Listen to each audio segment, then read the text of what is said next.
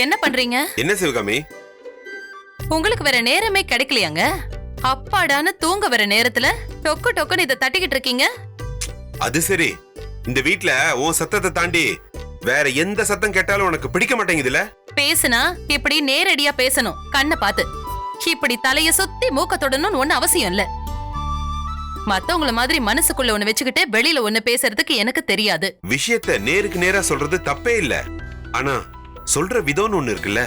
நான் இப்படிதான் பேசுவேன்னு இங்க எல்லாருக்கும் தான் நல்லா தெரியுமே. ஏன் சிவகாமி, காரணம் இல்லாம கோவப்பட மாட்டேன்னு நாங்க நினைச்சிட்டு இருந்தது கூட இப்ப மாறி போச்சு. உண்மையை சொல்றேன், மான மரியாதை ரொம்ப முக்கியம். யாரும் தப்பு பண்ணிடக்கூடாதுன்னு கவனமா இருக்கிற நீ அதே பொறுப்போட நடந்துக்கணும்ல. ஓஹோ, அப்போ இந்த வீட்ல நான் தான் பொறுப்பு இல்லாம நடந்துக்கிறேன் நீங்க சொல்றீங்களா? இன்னைக்கு நடந்துகிட்ட சிவகாமி, அப்பப்ப சொன்னாதான் உன் தப்பு உனக்கு புரியும்னு நான் சொன்னேன். சொல்லுங்க சொல்லுங்க. நான் தப்பு பண்ணேன்னு காலையில சரவணன் சொன்னா, இப்ப உங்க முறை சொல்லுங்க. சரவணன் ஏன் உன்னை அப்படி சொல்லணும்? கொஞ்சம் யோசிச்சு பாரு. சந்தியாவோட வீட்ல இருந்து வந்த புடவைக்கு என்ன குறை? அத பத்தி நீ அப்படி பேசிருக்க கூடாதுல்ல? ஆமா, சந்தியா போன்ல பேசினது கேட்டதுக்கு அப்புறம் தான் நானே புரிஞ்சுக்கிட்டேன். அப்புறம் ஏன் நீ சரவணன் பேசினத இன்னும் மனசுல வச்சுக்கிட்டு? சந்தியாவோட அண்ணனை உனக்கு பிடிக்கலனா அத அவங்க கிட்ட நேரடியா காட்டுறதோட நிறுத்திக்கோ. அதே நீ சந்தியா கிட்ட காட்டுற. அதனாலதான் சரவணனுக்கு கோவம் வந்துச்சு. அவனும் எவ்வளவுதான் பொறுப்பான் சொல்லு. இதுக்கு முன்னால சரவணனுக்கு கோவமே வந்ததில்ல நீங்க நினைக்கிறீங்களா? வந்திருக்கு. ஆனா அவன் எந்த அளவுக்கு கோவத்திலையும் பொறுமையா நிதானமா இருப்பான்.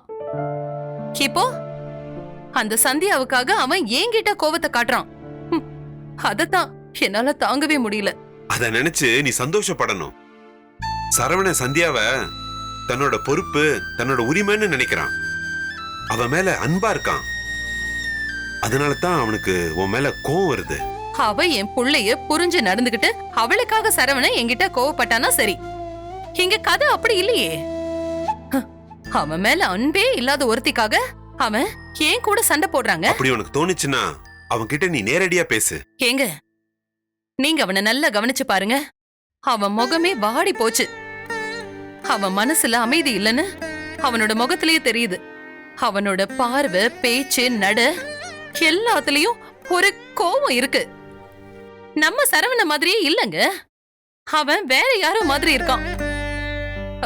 என்னமோ எனக்கு அவன்கிட்ட நெருங்கி பேசுறதுக்கே பயமா இருக்கு. நானும் கவனிச்சேன் சிவகாமி. சந்தியாவுக்காக அவன் சப்போர்ட் பண்ணி நம்ம கிட்ட பேசுறானே தவிர அவகிட்ட கூட அவன் சரியா பேசுற மாதிரி தெரியல. அவன் இப்படி இருக்கிறத பார்த்தாலே எனக்கு ரொம்ப பயமா இருக்கு. மனசுக்குள்ளேயே வச்சுக்கிட்டு என் பையன் இப்படி ஆயிட்டான். சரி, நீ கவலைப்படாத சிவகாமி.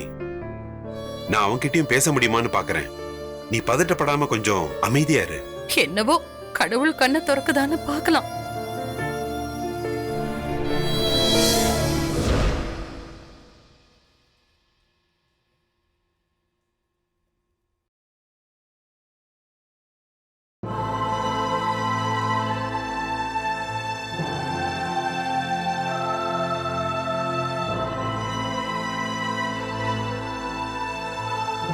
மணி 11 ஆயிடுச்சே, இன்னும் அவர் ஆளை காணோம்.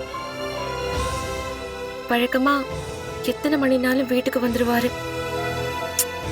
லேட்டானா கூட ஃபோன் பண்ணி சொல்லிடுவாரே. இவருக்கு இன்னைக்கு என்ன ஆச்சு?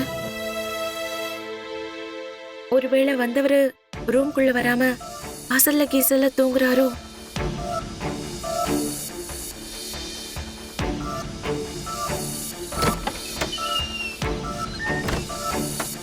அசல்லையும் ஆளை காணோம்.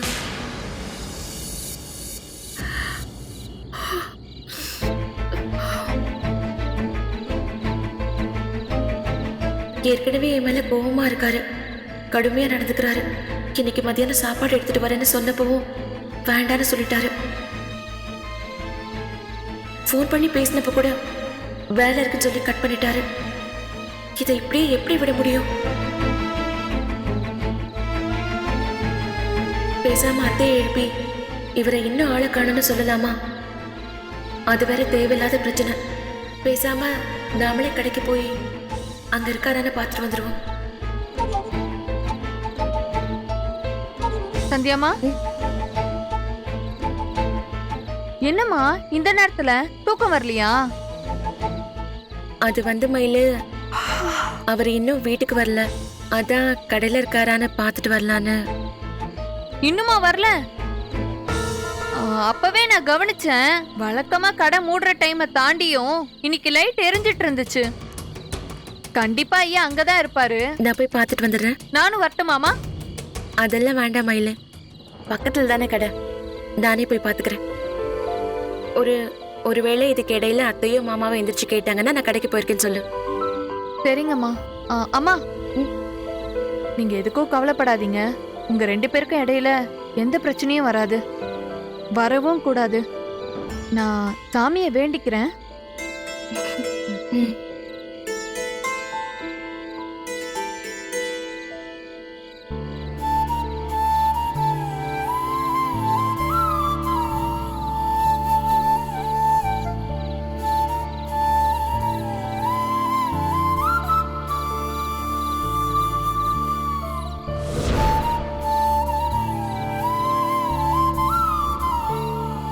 ஆனா இந்த விஷயத்துல நான் மட்டும் முடிவெடுக்க முடியாது.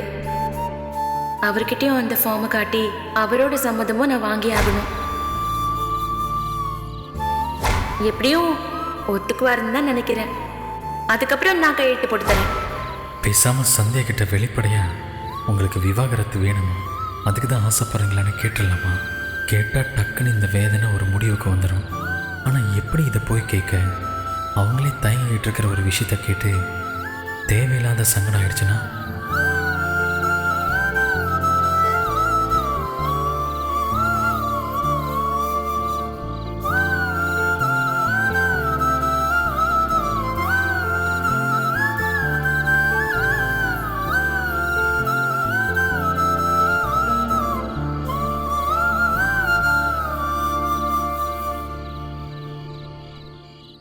ஏங்க,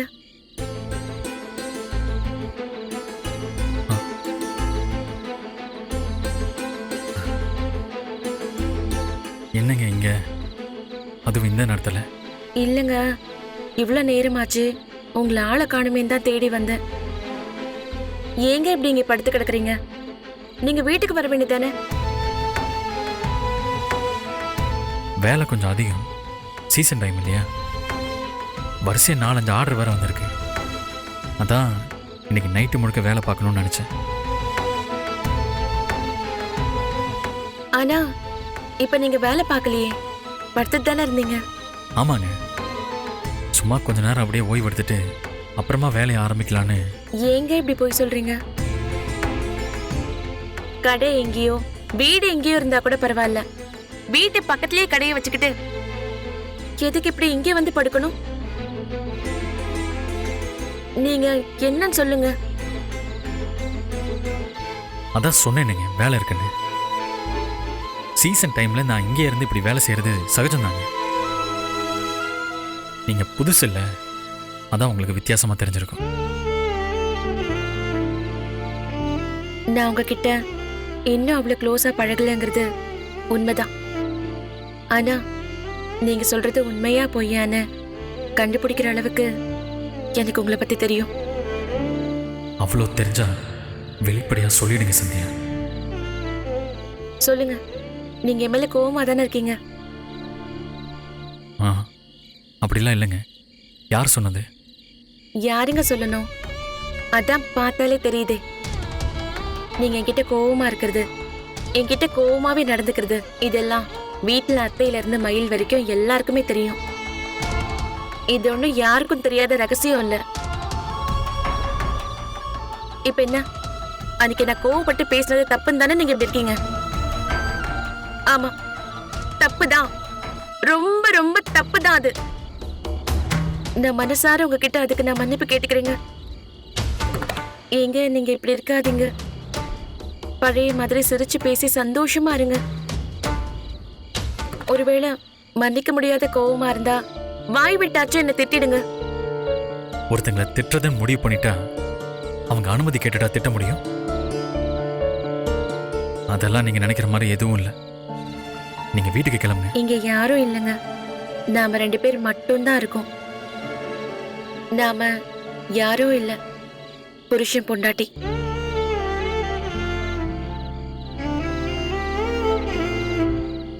மனசுல என்ன இருந்தாலும் சொல்லுங்க. ஏங்க சொல்லுங்க சொல்லுங்கண்ணா. என்னத்தங்க சொல்றது? எனக்கு நீங்க சொல்லுங்க. நான் நான் என்ன சொல்றது? கோச்சுக்கிட்டு இருக்கிறது நீங்க தானேங்க. நான் தேடி வந்து பேசினாலும் இப்படி பண்றீங்க. மனசுல வருத்தமும் கோவமும் இருந்தா அதை வெளியில கொட்டுற உரிமை எனக்கு மட்டும் இல்லைங்க, உங்களுக்கும் இருக்கு. ம் சரிங்க, அப்படியே வச்சுக்கோங்க. உங்க அளவுக்கு எனக்கு விவரமா பேச தெரியாதுங்கிறது உண்மைதான்.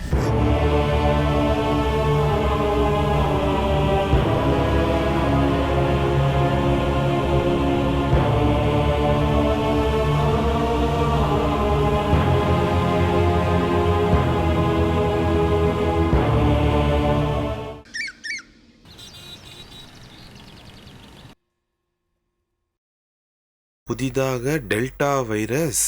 ஐயா ஆ இந்தாங்க. அம்மா, இன்னொரு டீ யாருக்குமா அது? சரவண ஐயா கேட்டாங்கன்னு கொண்டு வந்தேங்கய்யா. சரவணனா? அவன் இன்னும் கடைக்கு போல? சரவண ஐயா வந்து என்னம்மா இழுக்கிற? சரவண ஐயா இப்பதான் வீட்டுக்கு வந்தாரு. என்ன சொல்ற நீ?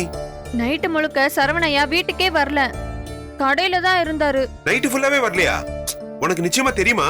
ஆமாங்க ஐயா, சந்தியாம்மா ரொம்ப நேரமா காத்துட்டு இருந்தாங்க.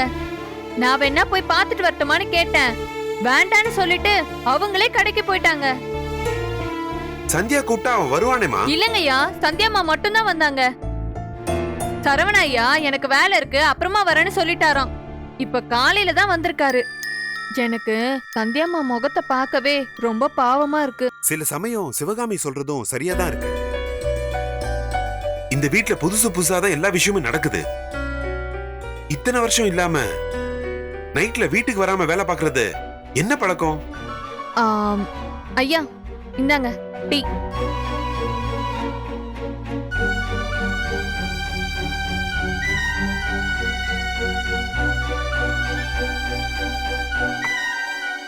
சரவணா,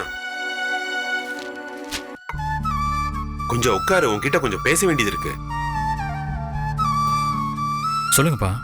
நீ முதல்ல உட்காரு சரவணா, உட்காரு.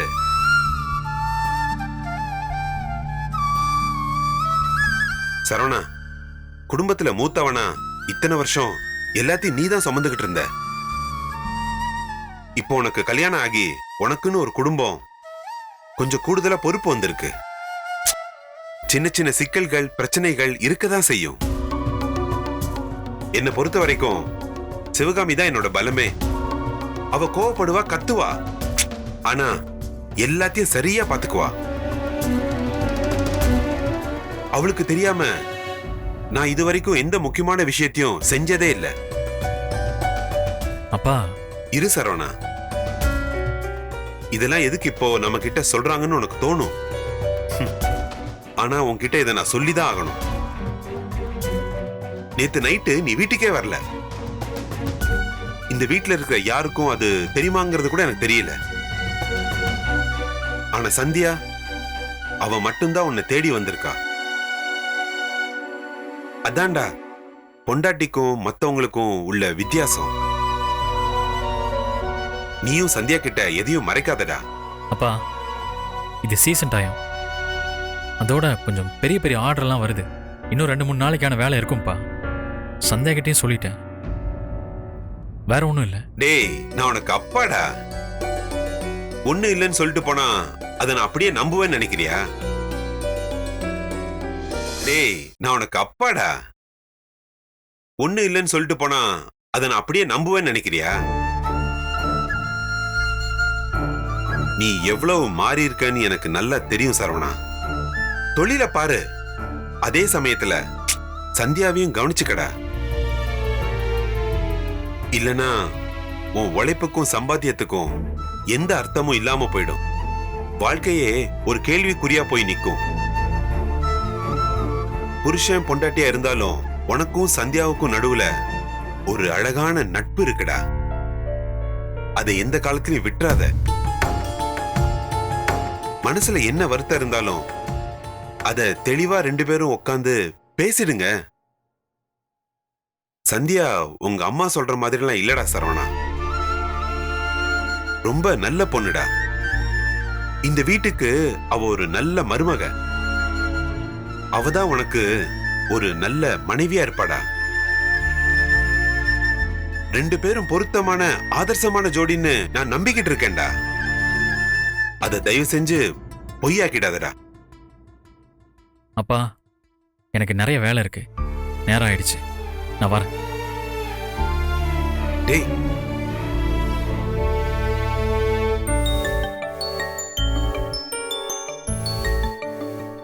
ஐயா, ஆ? சரவண ஐயா என்ன சொன்னாரு?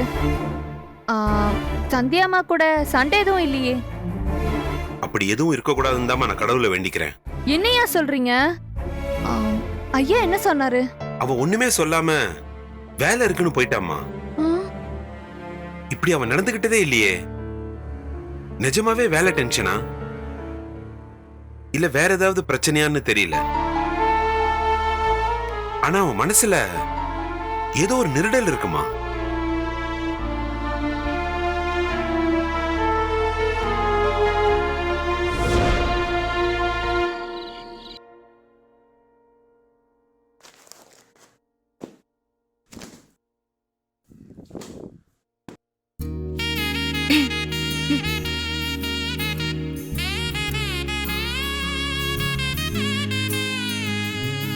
தலகாணி கொடுங்க. எதுக்கு? அந்த தலகாணி என்னதுங்க? கொடுங்க. ம்ஹும். முடியாது. நீங்க இங்கே படுத்துக்கோங்க. என்ன எல்லாம் புதுசா இருக்கு? உங்க கோவம் கூட தான் புதுசா இருக்கு. என்னன்னு கேட்டா பதிலா சொல்றீங்க. நீங்க முதல்ல அந்த தலகாணி கொடுங்க. ம்ஹும். முடியாது. கொடுங்கன்ற. முடியாதுங்க. ஏங்க கொடுங்க. முடியாதுங்க. நீங்க முதல்ல பதில் சொல்லுங்க. நீங்களே வச்சுக்கோங்க. நீங்க ஒண்ணும் தர வேணாம். நான் இப்படியே படுத்து தூங்க. ஏங்க ஒரே நிமிஷம் இருங்க. நான் சும்மா விளையாட்டுக்கு தான் பண்ணேன்.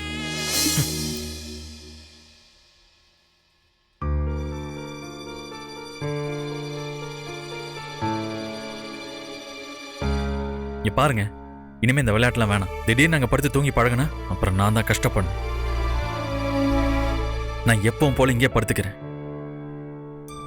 இதுதான் நிரந்தரம்.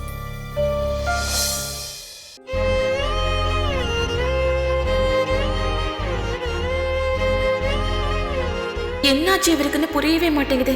ஏன் இப்படி பேசுறாரு? என்ன ஆனாலும் சரி, இன்னைக்கு இந்த பிரச்சனைக்கு ஒரு முடிவு கட்டாம விடவே கூடாது.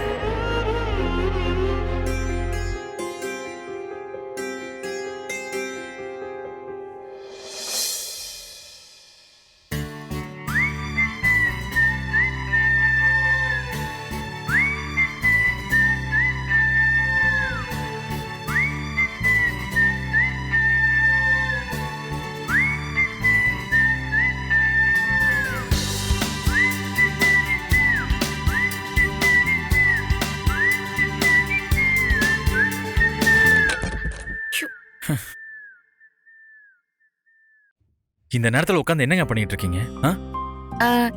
இந்த டிரா இருக்கு இல்லைங்க, அது ரொம்ப குப்பையாயிடுச்சு. பகல்ல சரி பண்றதுக்கு நேரம் கிடைக்க மாட்டேங்குது.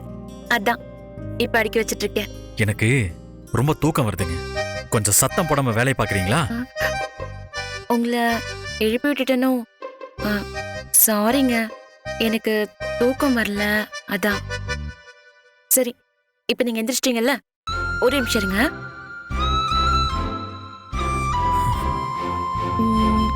எஸ்.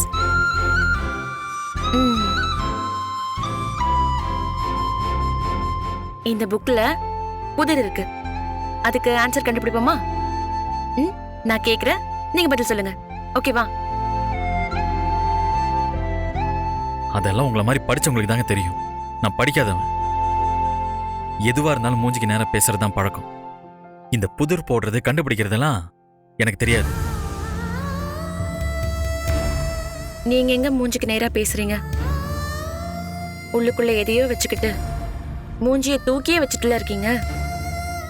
இந்த புதிர்காச்சும் நீங்க பதில் சொல்லுங்க. ஏங்க, உங்களுக்கு சரின்னு தோணுனா எதை வேணா எப்ப வேணா செய்வீங்களா? அடுத்தவங்க கஷ்டம்லாம் உங்களுக்கு புரியவே புரியாது இல்ல?